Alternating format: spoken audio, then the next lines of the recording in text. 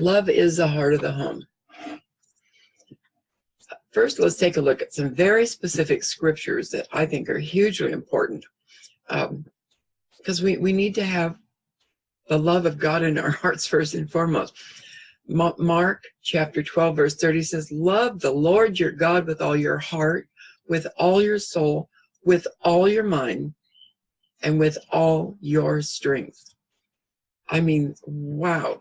You know, and God says, search for me and you will find me. And if you search me with all your heart. Love your neighbor as yourself, Mark also says a little bit earlier on verse 31 in that chapter.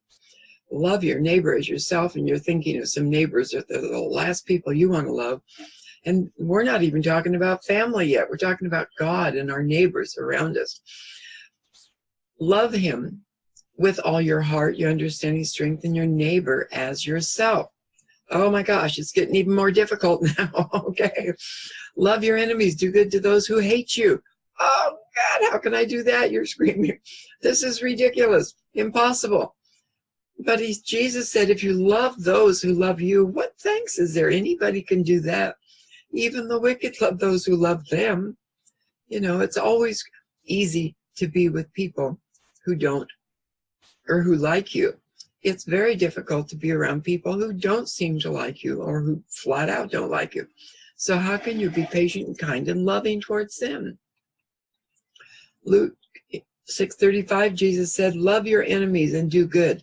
Lend to people without any hope of return, and you will have a great reward. This is huge. So there you have it. Now we're going to look at the family, problem solving, because this is when I see people in counseling. So many problems occur in the home. But if you can love God with all your heart, soul, mind, and strength, it'll be a lot easier to love difficult family members and those you love in the family, as well as those outside the family. Somebody says, well, as you begin to love yourself, doesn't it make it easier? I says, for me, it was learning to read the scripture, understand what it had said, and then go and do it. And as I did it, learning to be patient, kind, and loving towards people that I found it very difficult to be that way with, I liked myself better. So for me, it was loving my enemies or the people I didn't care too much about or their behaviors made it easier for me to appreciate myself. Okay. Problem prevention. Now, in problem prevention, all kinds of things pop up where you're not very loving. You get irritable and frustrating, and it's really difficult to display love, being patient and kind when there's problems. People do things that irritate the snot out of you, you know, and you just want to lash out and you want to roll your eyes or scowl at them and show your irritation. But by being patient and kind, giving them your time and attention is one way to show love. Children need time and attention, you know, throughout the day. And when we're grown up, that need does not go away. Even as adults, we need time and attention from each other. Look at the person. Give them a smile, a hug, something small periodically, instead of a scowl because you're thinking of what they didn't do to please you earlier or the week before, maybe, for pity's sake. So give them a look, a smile, and a hug throughout the day when they're just being themselves, not when they're doing things to make you happy, but when maybe they're not being the greatest in the world. Give them a look, a smile, and a hug. Listen and look at them when you're spoken to. No, you know, no greater love is this, and we should show it to one another. Lay down our life, our time, our precious time and attention. Sacrifice yourself. Give your time and attention to another person, especially those you love or supposedly love. So when there's problems in the home, plan for change. The following are ways for managing problems in the home and family. You know, as a family or together, ideally, sit down and list all your current issues, the problems you're having. If others aren't willing to do that with you, sit down and make your own list. What is it here? What kind of problems do I see in the family right now? And what can I personally do to change them? If you're able to do it with your spouse, your children, what are the problems? What can we do together to change them? I'm going to look at what I can do. You decide what you're able to do and willing to do to help make change. Set priorities. There should be top of the list priorities down to the bottom. At the bottom, of course, are going to be those things that aren't quite as important, that, you know, if it doesn't get resolved, it's not a huge deal. But there's always going to be a couple at the top, hopefully not the whole list at the top. That one major thing that really drives you crazy. And what can you do to facilitate change? Maybe simply a smile, a hug, an encouraging word to the other person where the change needs to take place. But it begins with you. Okay, apply a one-for-one plan. One person at a time. Don't try and solve every family member's problems all at once. The top priority, what person is primarily involved, and how can you help that person change? One problem at a time. Maybe there's one significant person that seems most of the problems revolve around. So try to decide which problem is a major one, and how can you encourage change in that person with that smile, that hug, time, and attention. There was an instructor one time in high school who, I can't remember who it was, but heard about it years ago. So he said there was one kid in the class who just wouldn't pay attention and do his projects. He just sort of sat there. So what the teacher did was every day he'd walk around the classroom and nod and smile, and he'd walk up to this student, he'd put his hand on his shoulder, or whatever is socially acceptable today, of course, and just smile and give him a nod and say, "Nice day, glad to see you here," and walk away. No criticism whatsoever. Over time, makes me weep. Okay, over time, that young man began to change.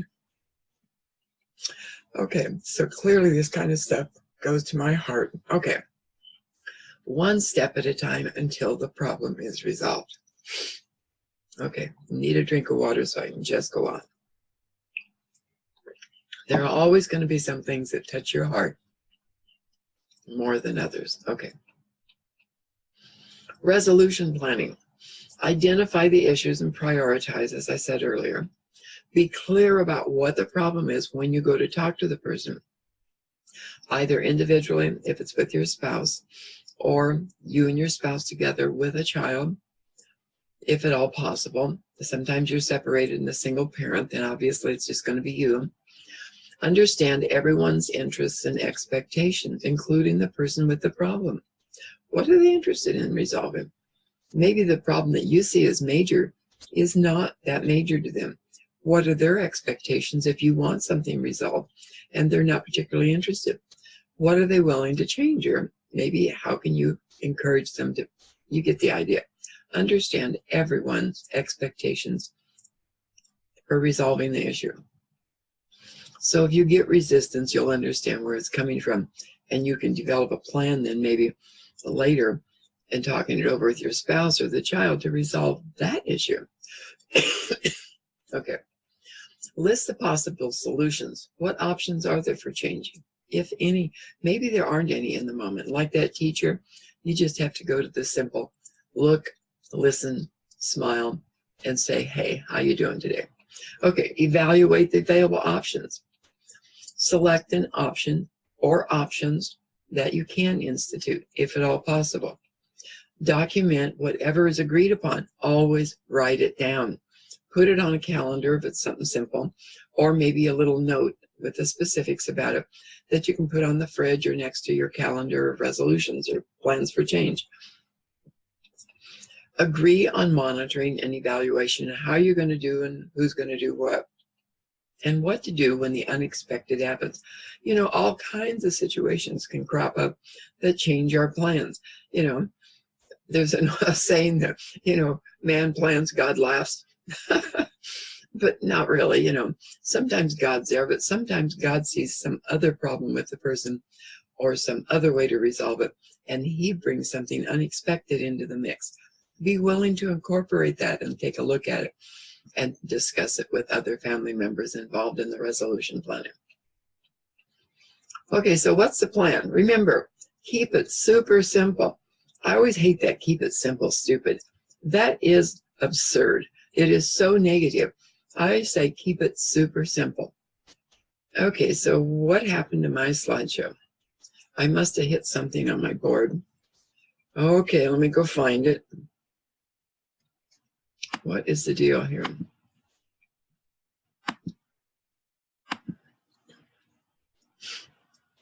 Okay, let's back. Stick with the topic. Okay, know what you want to discuss.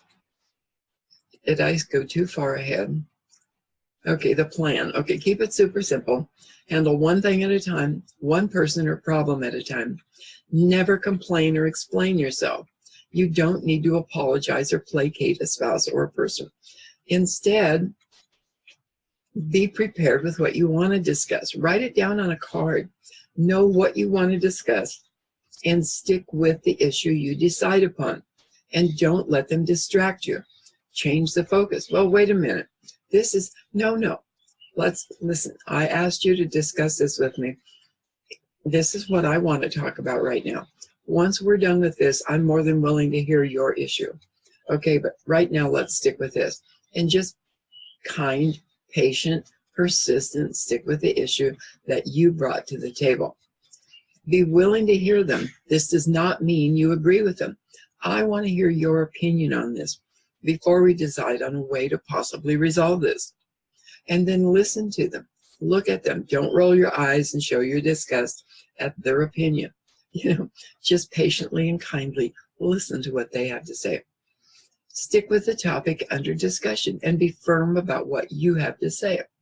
And you do the same thing if they bring a problem to you, which will inevitably happen once you initiate this. They'll come to you with a problem. Well, don't go changing the topic on them. Listen to them. Hopefully they'll hear you out if you've already modeled the correct behavior. And then stick with their topic of conversation, just like you're going to have them stick with your topic, your focus under discussion, and be firm about what you have to say. Okay, speak with authority, confidence, not I'm better than you and I know what needs to happen here. Okay, no arrogance or selfish pride in the mix. Okay, the problem, state your view on the problem. Describe their behavior only. I was talking, yesterday or this morning, and you just walked away with a shrug of your shoulders. Describe how you felt it. That when you walk away like that and just shrug your shoulders, it feels like you just don't care. Is this true? Don't you really care? Well, I care about it.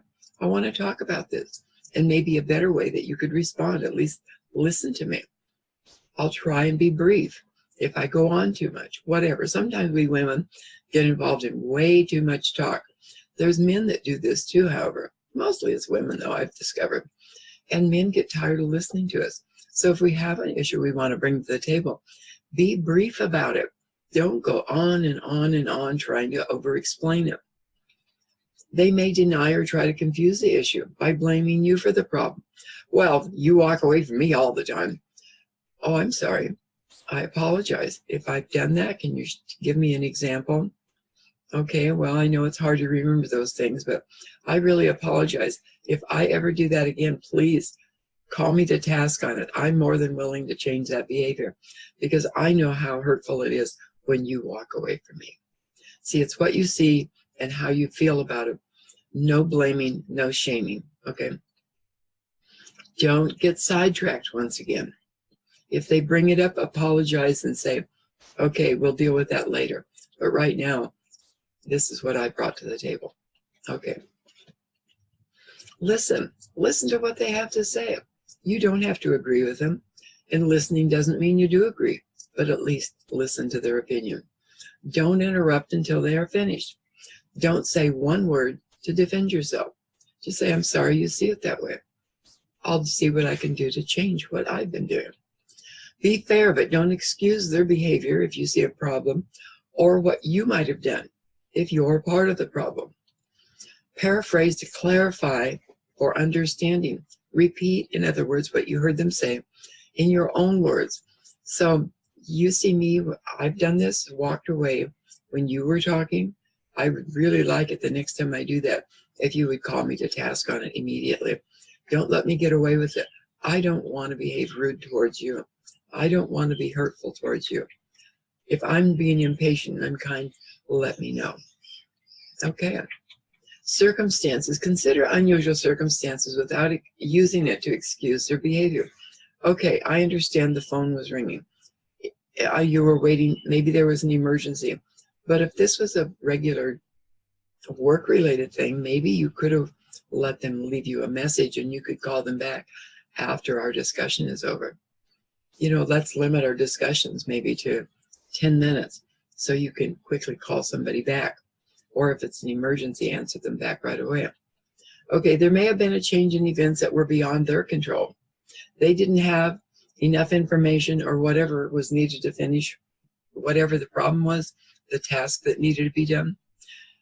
Okay, they may have had personal problems that created excess stress and they just couldn't deal with it in the moment. Now, if a person does this kind of excuse making all the time, that in itself is a problem that needs to be addressed separately. Okay, I understand there is personal problems and excess stress, but it seems to me I'm hearing this from you a lot lately.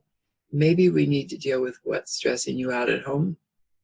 And if it's me, what can I do to change and help with the problem, even if I'm not able to change what I'm doing? Whatever. Okay. Alternatives. Look for a solution for both of you that you can both agree on. Ask the person to help you find a solution. Honestly, consider their ideas, even if it's a child. Kids can have great ideas for solving problems. Solutions the adult wouldn't have thought of. Paraphrase what they have to say for greater clarity and understanding, even if the child's point of view seems absurd. You can say, well, I'm not sure that's really workable, but let's think about maybe how we could use that some other time. Be respectful and don't just dismiss the idea because it's a child's. They're young and it seems silly to you. Ask them to paraphrase what they hear so they know they understand you as well, okay? Okay. Both of you need to agree on a solution, or at the very least, agree to disagree and come back and resolve it later. Well, if you can't agree, say, well, let's both think about this for a day or so. Today's Wednesday. Let's come back on Friday and talk this over again. Are you willing to do that?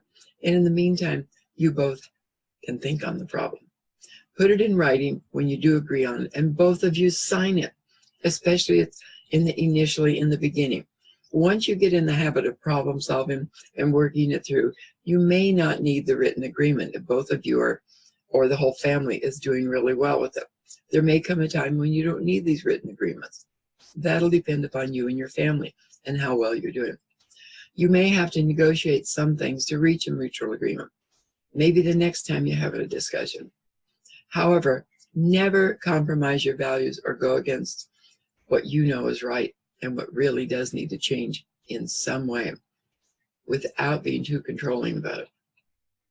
Be sure it's something you both agree on or can disagree on for a time.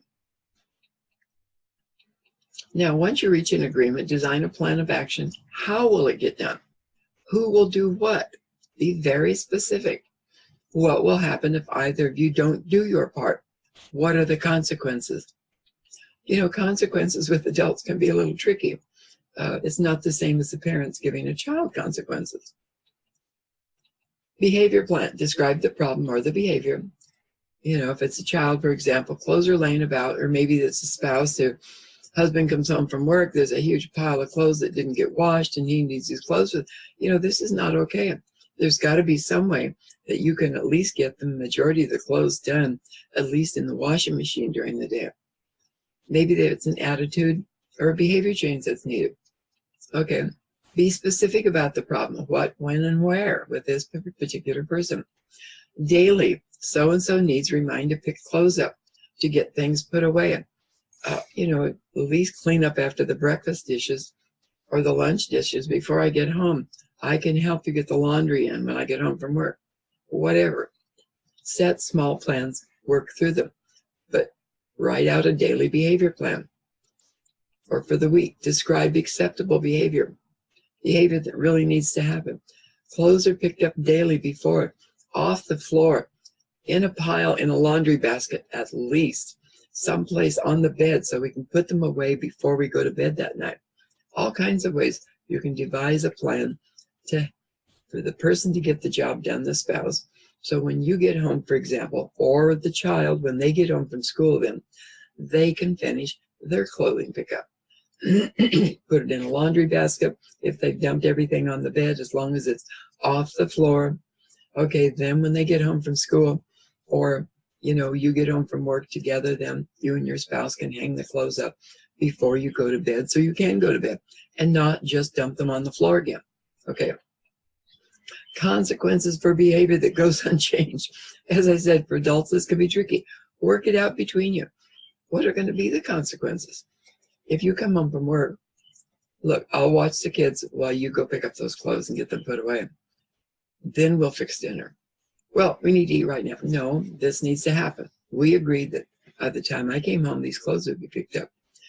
You need to go put them on the bed, and before we go to bed tonight, we will hang them up together. So that gets done. This way you honor each other, and your spouse doesn't work a 8 hours, 10-hour, 12-hour shift and come home and have to do half the housework for the wife who may be at home with just a couple of kids, 1 or 2 kids. Now, I know how hard it is when I had one very active kid, and I worked all day and had to come home by myself at night, and the kitchen was a disaster. And yeah, I just left it, and then one day they got the hang of it. There weren't any dishes. They cleaned the kitchen. It was amazing. Didn't have so much of a problem after that. And some of you I know are not willing to leave your kitchen that kind of way because you know it'll never get cleaned up. But that's why you need a small problem-solving plan to begin with. Okay, then a written agreement can look something like this, where the person who needs to make the changes writes the agreement. I will increase positive behavior by. Now, this was written for children, obviously, the way it's worded and stuff. But, you know, whatever the spouse is agreeing to do, they need to write it out. I will increase my behavior, my acceptable behavior by. I will appropriately ask for needed help by. I will manage any conflict by instead of what I've been doing. Maybe you get angry and blow up. Maybe you'll fall into tears and become a helpless victim instead of say, you know, I did my best today. The kids were really outrageous, but I will to get it done tomorrow. And this is what I will do. I will manage conflict by listening to you and instead of arguing with you is another example. Or I won't disturb others or do anything designed to get negative attention for myself. Instead, I will politely listen to your opinion on it and do my best to work it out. Whatever, but write it down. And both of you sign it then so you can come back and say, look, sweetheart, whether it's your spouse or a child, this is what was agreed upon. This is what didn't happen. What are we going to do about this? Okay. Helpful reminders. Have a weekly schedule for chores together and then do fun things together as well. You have to have joyful times as well. It can't be all about work, and housekeeping. We know what Jesus said about that. Mary's down there listening to Jesus at his feet. Martha's doing all the kitchen work and struggling and working hard to get all that done. And she comes out, she says, don't you care that I'm doing all this work? And Jesus says, oh, Martha, Martha, you worry about way too many things. Mary here has chosen the good part. So take a deep breath. How important is it really? Is it worth an argument in your marriage and all the conflict? And how can you encourage the other person to get the job done or whatever? Personal goals are as important as household chores and work-related goals. If you're not getting some of your fun personal goals done because you're doing all this stuff at home for the house constantly and you're never getting anything done for yourself, no. You need to have personal goals that are achieved as well. Keep them in mind with a printed schedule to remind each person of what's on their list and what needs to be done. This gives one another the opportunity to offer help if needed, and to give compliments when completed to encourage the other person and motivate them to continue improving. A stitch in time. Taking time to show your family your care gives you time down the road, saves you time down the road. To succeed in solving problem behavior requires time and effort.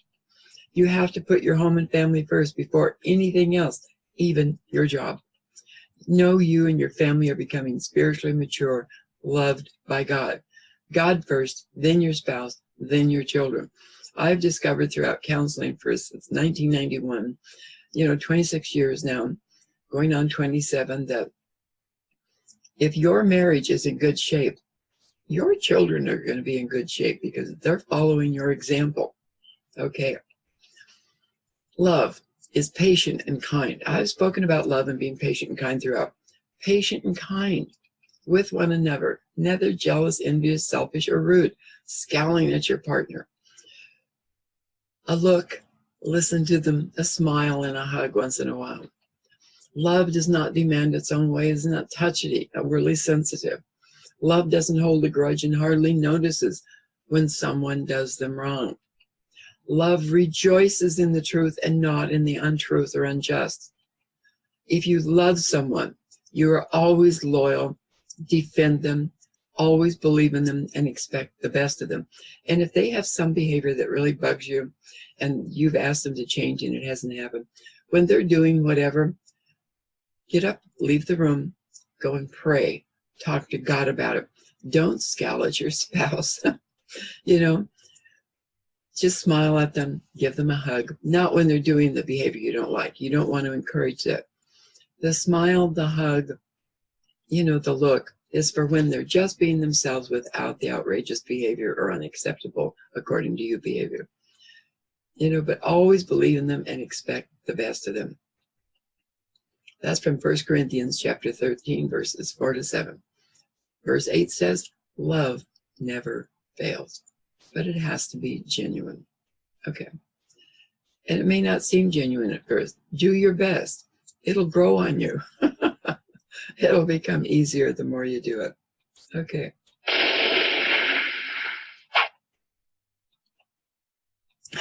This is Dr. Brandy Marks, Biblical Licensed Mental Health Counselor in Vancouver, Washington. My website is www.dotcross.org. God bless. Thanks for tuning in and have a wonderful